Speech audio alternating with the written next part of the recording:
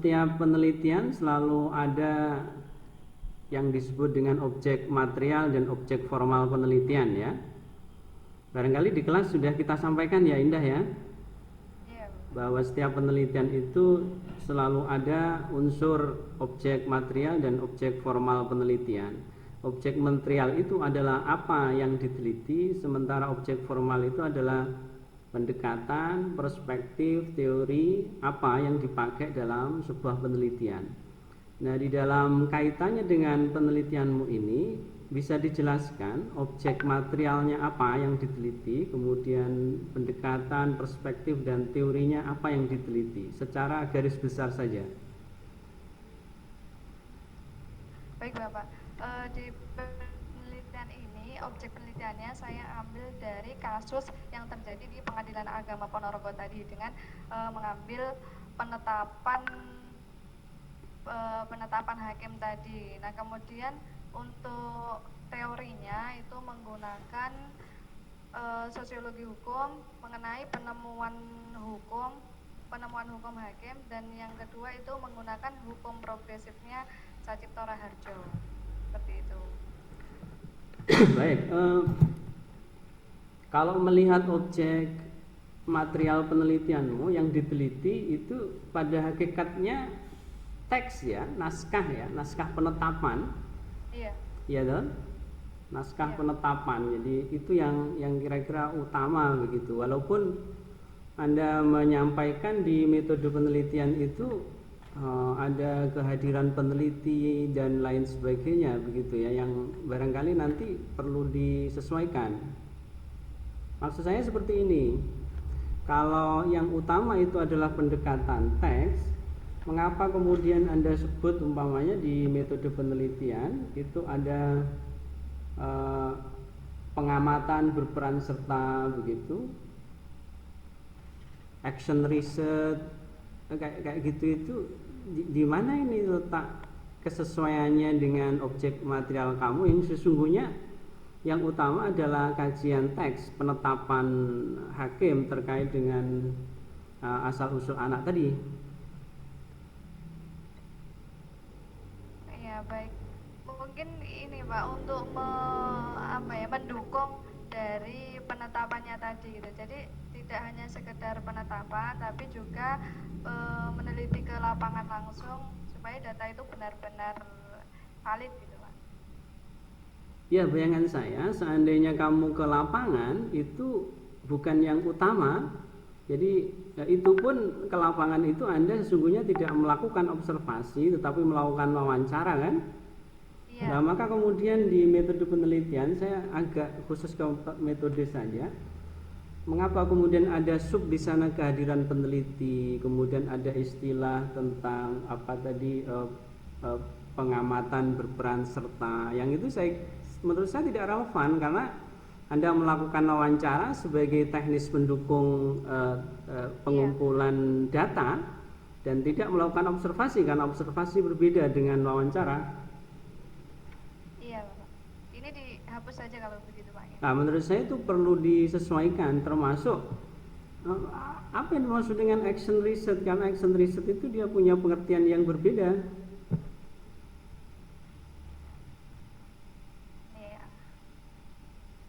Ya begitu ya, jadi nanti di metode penelitian barangkali disesuaikan. Kemudian yang kedua,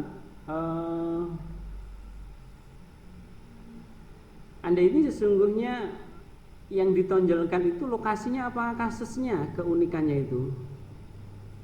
Kasusnya Pak.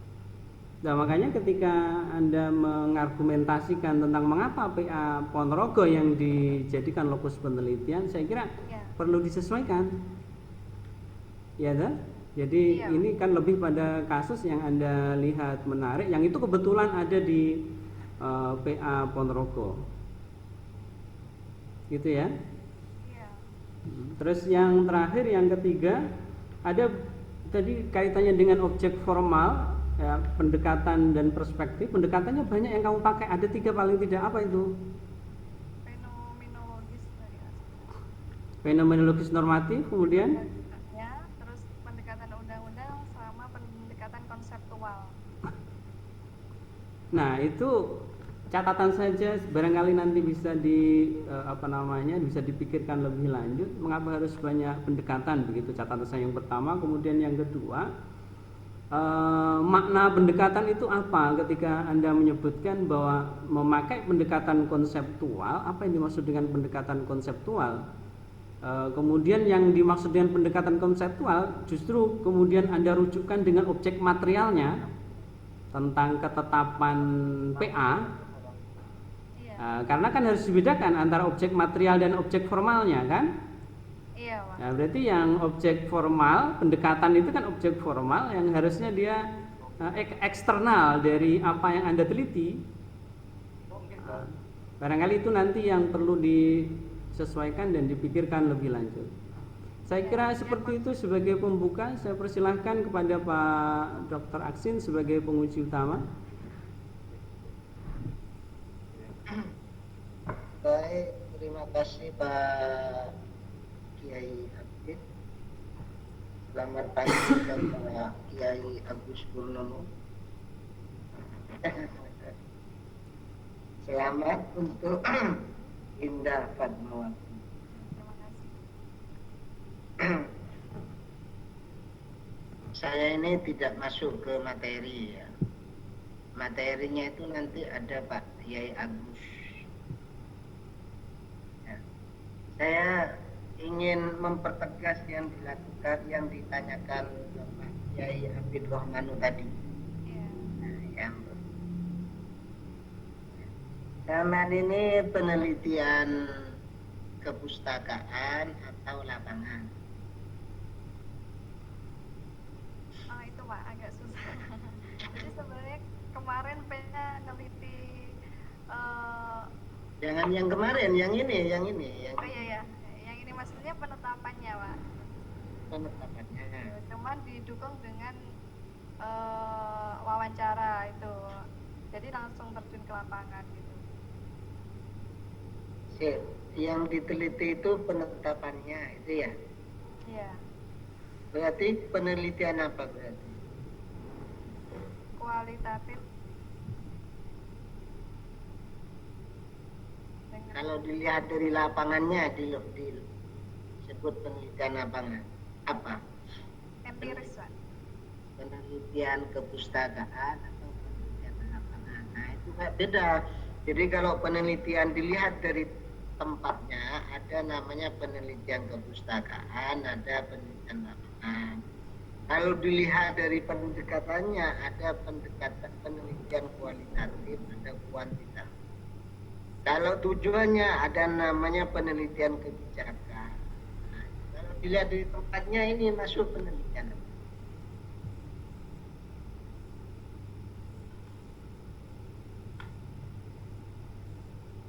Hah? Tidak kedengaran. Agak putus-putus Pak, apa aksi?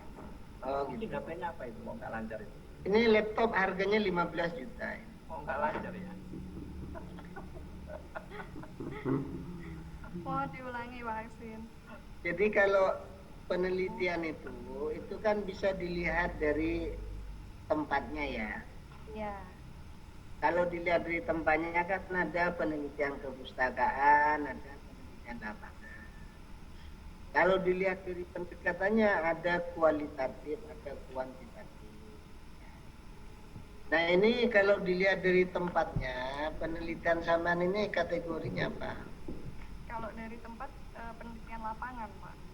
Penelitian lapangan, wis bener itu. Iya. Tapi yang sampean kerja itu kan sudah jelas bahwa yang diteliti itu keputusan. Iya.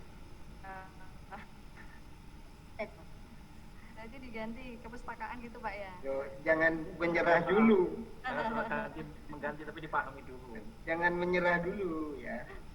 Saman penelitiannya berarti tidak kuat sama memegang penelitian.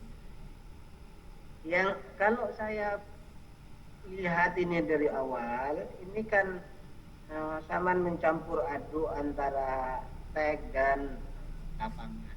Iya Pak. Itu ya. Nah, yang diteliti apanya dulu? Ini penetapannya, Pak. Penetapannya. Iya. Kasus dikaitkan sama penetapan ini. Berarti fokusnya adalah penelitian teks, penelitian kepustakaan. Ya, kan kalau ketetapannya itu kan teksnya sudah jadi. Jadi kalau sampean mau meneliti Al-Quran, berarti teksnya. Tapi kalau sampean mau meneliti Al-Quran secara sosiologis, berarti dilihat bagaimana Al-Quran itu hadir. Nah, kayak gitu itu. Nah, sampean mau meneliti teksnya, itu bisa bersifat sosiologis kalau dilihat dalam konteks bagaimana hakim memutuskan itu. Iya. Ya yang mana? Yang dilihat teks tapi bisa diteliti dengan sosiologi, dilihat dari bagaimana hakim menetapkannya tadi. Berarti sosiologi teks ya. Sosiologi hukum. Ya. Nah, kalau yang sampean teliti itu adalah teks dalam perspektif sosiologis, artinya keputusan ini dalam perspektif sosiologis. Maka rumusan masalahnya diubah. Misalnya mengapa, nah itu kan, mengapa atau apa argumen hakim mengesahkan atau mengabulkan permohonan pengesahan asal usul anak pasangan nikah siri. Jadi kalau yang sampai teliti itu adalah teks dalam konteks sosiologis tadi, yang mau diteliti pemikiran mengapa hakim mengambil keputusan itu, rumusan masalahnya juga paham kira-kira. Misalnya apa argumen hakim mengabulkan permohonan pengesahan asal usul anak misalnya. Nah, kalau ini yang dicari, maka sampean bisa wawancara dengan hakim. Ya. Ini saya hanya mengkonfirmasi loh ya. Saya mengkonfirmasi bagaimana sampean meneliti ya. Kalau begini Pak, kemarin kan itu kasusnya menurut saya menarik itu. Cuman untuk tahu kasusnya itu kan harus lewat penetapannya pengadilan tadi. Itu bisa Pak ya, sosiologi. Nah, baru masuk ke yang kedua. Yang kedua itu baru masuk kepada analisis. Jadi pertama kan sampean mau mengetahui argumen hakim. Ya kan? Baru kemudian masuk kepada bagaimana sampean menganalisis teksnya itu mungkin dalam perspektif hukum. Nah, gitu. Paham kira-kira, Indah ya? Insya Allah. Insya Allah ini tidak ada insya Allah dalam penelitian. Iya Pak. Nanti kalau sampean salah, Allah yang disalahkan. Mati semua. Ya, jangan insya Allah. Ini cara agar penelitian itu jelas ya. Jadi rumusan masalah itu nanti coba ditata kembali. Kalau sampean menata kembali rumusan masalah itu, maka argumen atau pembahasannya itu nanti walaupun tidak semuanya diubah, tetapi disesuaikan dengan rumusan masalah ya. Profesor Aksin, ya. Substansi yang disampaikan saya sepakat. Tapi maksud saya yang disampaikan Pak Aksin barusan tadi itu berbeda enggak dengan yang sekarang tertulis, meskipun redaksinya berbeda. Yang pertama. Kalau rumusan masalah pertama ini kan metodenya itu tidak berhubungan dengan konteks sosiologisnya hakim. Jadi maksudnya dia metode penemuan yang dilakukan oleh hakim. metode ya. Metode bagaimana? Sama dengan argumentasinya. Kalau sama mungkin dipoles lah anunya.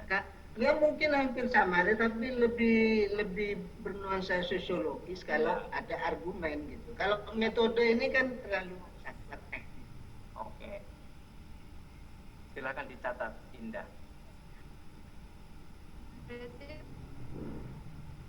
bagaimana argumen hakim gitu aja Pak, nggak harus bagaimana argumen hakim dalam menemukan buatan Pak.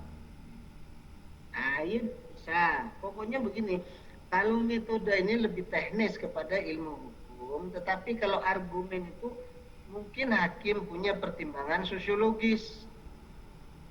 Nah, ketika wawancara, saya misalkan Pak Hakim menjawab, saya menggunakan hukum progresif. Tetapi di sisi lain saya punya pertimbangan sosiologis. Nah, karena bla bla bla. Itu lebih pas kalau menggunakan. Sudah Indah ya? Iya. Oke, ya itu nanti sampean otak-atik.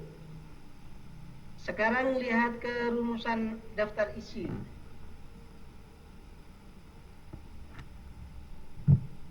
Tadi itu kan sudah sudah dipertegas Pak Apid ya.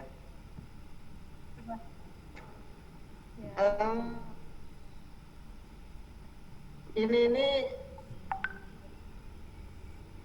zaman lebih banyak di bab 2 itu lebih banyak berbicara tentang anak menurut hukum.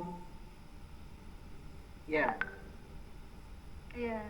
Nah, jadi metode penemuan hukum progresif, Campito dan sebagainya. Ini maksudnya ini landasan teorinya ya. Iya. Landasan teorinya. Iya. Nah, ini maksud saya, Saman bisa tidak? Ini saya lihat ini melompat-lompat antar paragraf ini.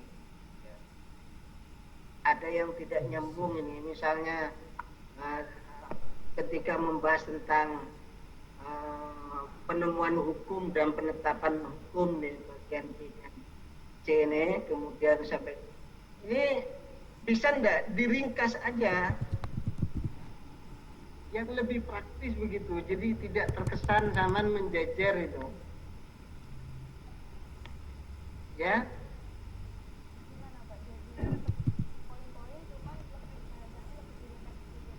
Ya ini kan sebenarnya poin bab 2 ini 4 poin ini kan yang pertama tentang penetapan asal usul anak, yang kedua tentang metode hukum. A dan B ini sampai ringkas menjadi satu, kemudian C dan D itu diringkas menjadi satu. Terutama yang C dan B dan D ini diringkas agar lebih teknis sehingga bisa digunakan dalam membaca kasus. Ya, ini kan terkesan zaman hanya menjejar, tidak terlihat bisa digunakan untuk meneliti. Ya? Iya, Pak. Kemudian kata-kata meneliti tidak jelas tadi apakah lapangan atau teks, tapi kan sudah jelas ada penetapan hukum di Kabupaten Ponorogo kan ya. Iya. Maka profil ini yang bab 3 ini khusus profil. Iya. Profil Pengadilan Agama Ponorogo khusus. Ya, bab 3. Kemudian nanti bab 4 itu masuk ke pembahasan rumusan masalah pertama tadi, argumen hakim dalam mengabulkan permohonan. Nah, itu ya.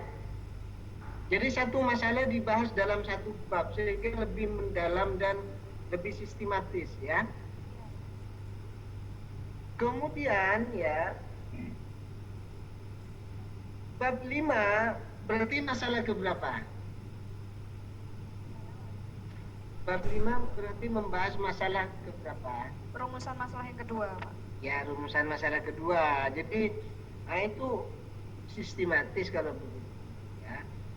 Maka nanti sampean yang bab 3 ini, bab 3 poin B, poin C, itu kan poin B, itu diletakkan, caranya itu diletakkan ketika membahas bab 4. Jadi bab 4 itu, ya, kan ada namanya deskripsi kata, ya. Nah, yang sampean cantumkan di bab 3 ini kan data kan? Iya. Itu letakkan saja di poin A. Di bab 4, hanya argumen hakim dalam memutuskan hukum anak, misalnya ya. Kemudian bawahnya A ini sampean pasang yang poin C itu tadi, mulai dari data-data lapangan. Bisa dipahami ya? Sama. Kemudian poin B-nya kan, poin B itu kan analisis ya. Analisis itu bisa interpretasi, penafsiran ya. Itu poin B, penafsiran. Nah, yang ada di bab 4 ini, yang analisis metode penemuan hukum ini, masukkan ke dalam poin B. Berarti bab 4 itu ada poin A, ada B. Yang analisis dimasukkan poin B bab 4, Pak, nggih? Ya. Itu kalau sampean menawarkan sintesis, tawaran sampean sebagai peneliti, letakkan di poin C. Ya. Mohon diulangi, Pak Aksin, yang poin C tadi. Jadi kalau Mbak Indah punya tawaran, setelah menampilkan data, argumen hakim, dan sampean menafsiri data itu, kok sampean mau menawarkan, ya, itu letakkan di poin C. Itu sintesis namanya. Kalau tidak ada ya tidak ada, tidak usah. Iya. Nah, bab 5 juga begitu. Data yang ada di bab 3 tadi tentang hukum progresif, perspektif hukum progresif itu, datanya letakkan poin A, analisisnya poin B, sintesisnya poin C. C. Itu kalau sampeannya sintesis. Iya, Pak. Bisa dipahami ya? Bisa. Nah, nanti penutupnya, berarti penutup bab berapa? Bab 6. Oh, bab 6. Bab 1 pendahuluan, bab 2 tadi kerangka teori, bab 3, oh iya bab 6, ya bab 6 ya. Dan nanti penutupnya berarti ada kesimpulan. Pertama, kesimpulan rumusan masalah pertama, terus kesimpulan masalah kedua. Kesimpulan itu tidak usah banyak-banyak. Satu paragraf itu, satu kesimpulan bisa 1 baris, bisa 2 baris, 3 baris, atau 1 paragraf. Kesimpulan itu kan pernyataan dari hasil analisis, tidak usah analisis lagi. Ya.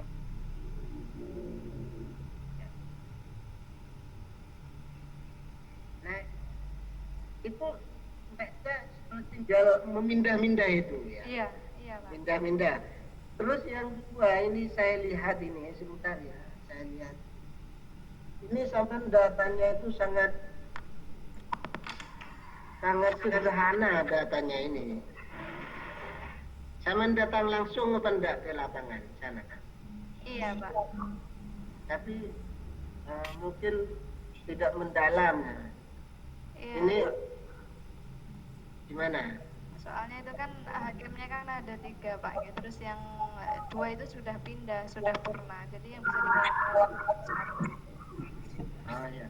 Penelitian lapangan itu yang paling penting kata, ya. Ada yang hanya mengumpulkan kata itu menjadi penelitian. Analisis itu nomor 2. Jadi ini datanya ini sangat mentah begitu, bukan sangat mentah ya, sangat sederhana. Iya. Nanti tolong ditambahi ya datanya ya.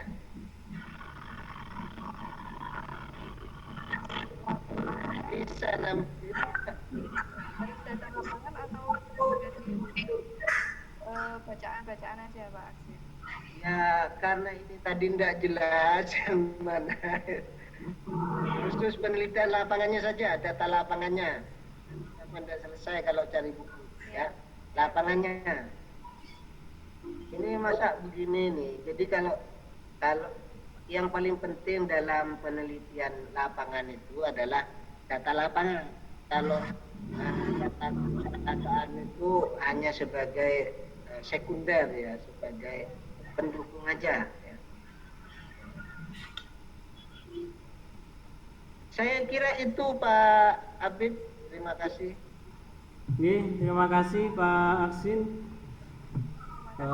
Selanjutnya Pak Dr. Agus Purnomo sebagai penguji kedua dipersilahkan. Sorry belum dian ya. Baik, di mute ternyata lupa saya. Mohon maaf. Pak Agus, giliran jenengan, monggo dipersilahkan. Oke, terima kasih Pak. Ini Profesor Abid Apiko. Juga Profesor Asin Apiko. Profesor maksudnya. Oke, saya kira indah apa yang disampaikan Pak Aksin secara substansi, saya setuju. Kajian pustaka yang dikomentari Pak Abid tadi butuh penegasan lebih kepada substansi, saya kira itu penting. Yang kedua soal metode, sekaligus ini saya juga bisa sharing dengan Pak Abid, dengan Pak Aksin. Memang ada kesulitan begini sejak awal. Ketetapan itu masuk kategori literatur atau bukan. Jadi memang itu seperti kajian tokoh kira-kira, di samping karyanya, maka ketika tokoh itu masih hidup, tentu kemudian harus dikonfirmasi kepada orangnya. Semangatnya begitu. Kalau disandarkan kepada teori, kira-kira maunya kepada mixed method sebenarnya.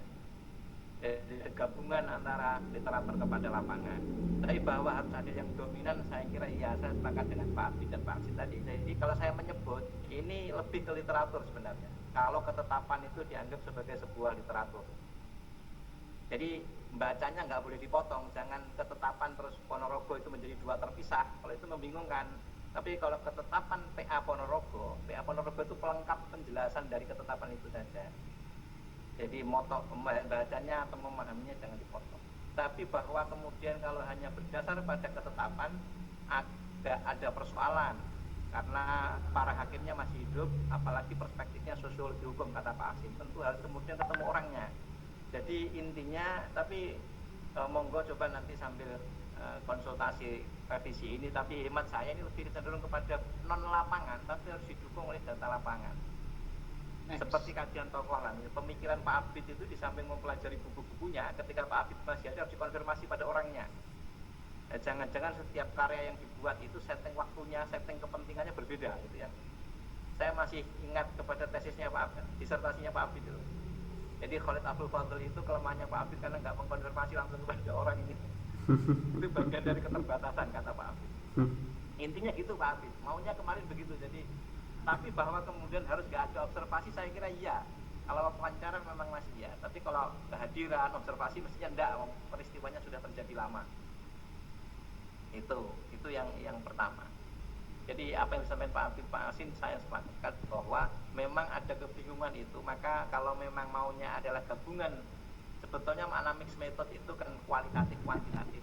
Tapi ada yang memaknai juga soal lapangan atau literatur, silahkan dirujuk buku itu. Kayaknya punya Krasbel Pak Abid ya. Gimana? Metode.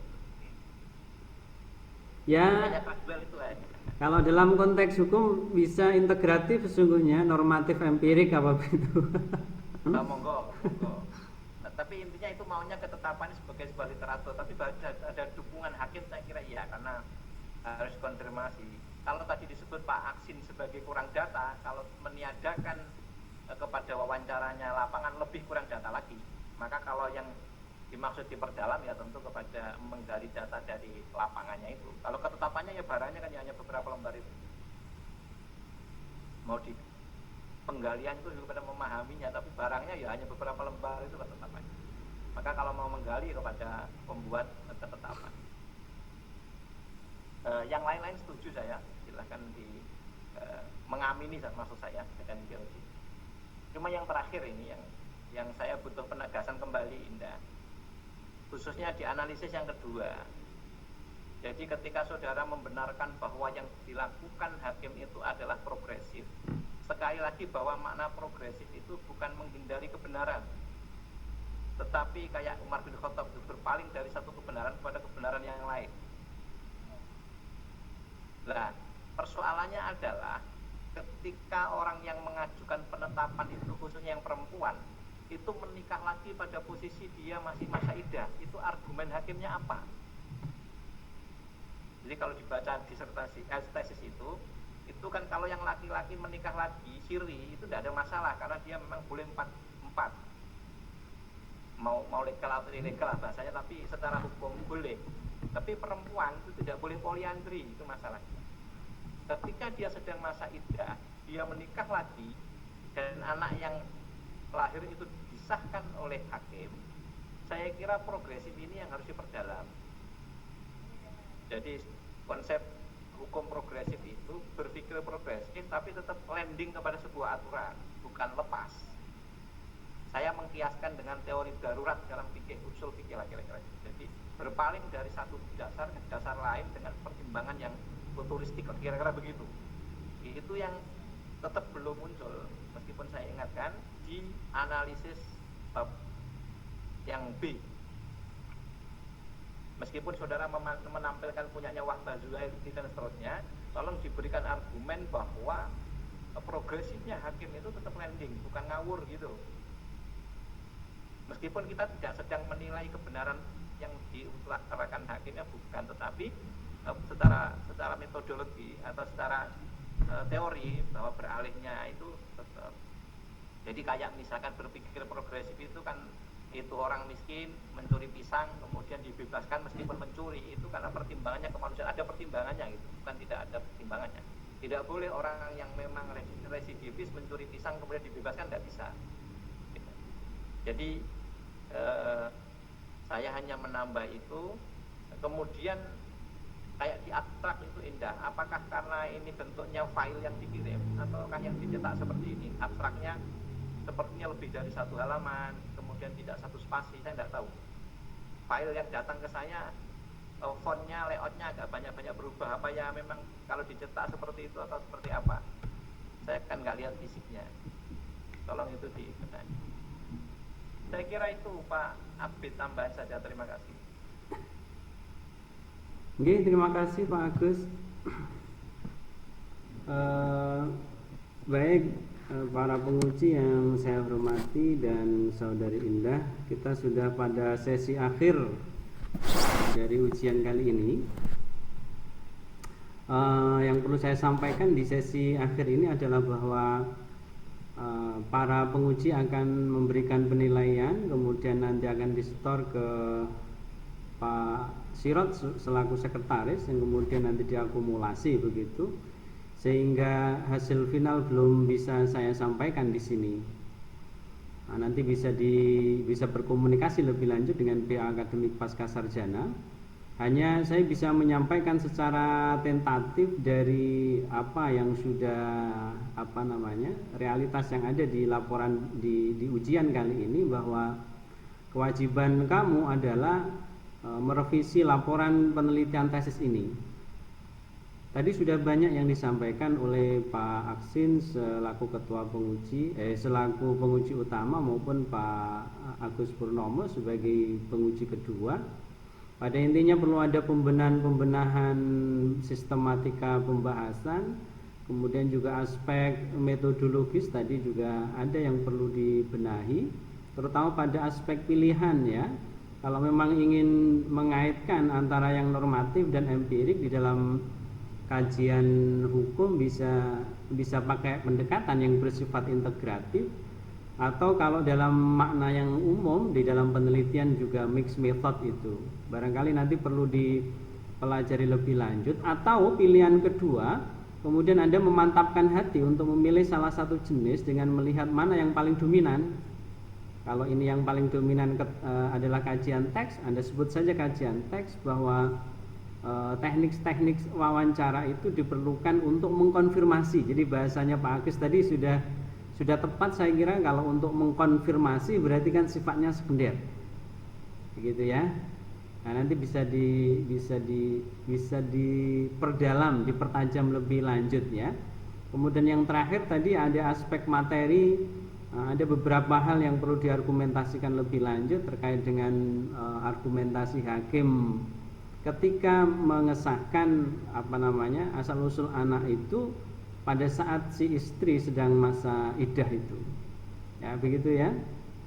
Waktunya tidak banyak, kita tunggu secepatnya, kira-kira 1 minggu untuk direvisi. Bisa, sanggup? Ya, bisa ya, satu minggu kita tunggu revisinya, maksimal tanggal 15, nanti Anda hitung sendiri. Gitu ya. Ada yang perlu disampaikan sebelum acara ini kita tutup, Saudari Indah?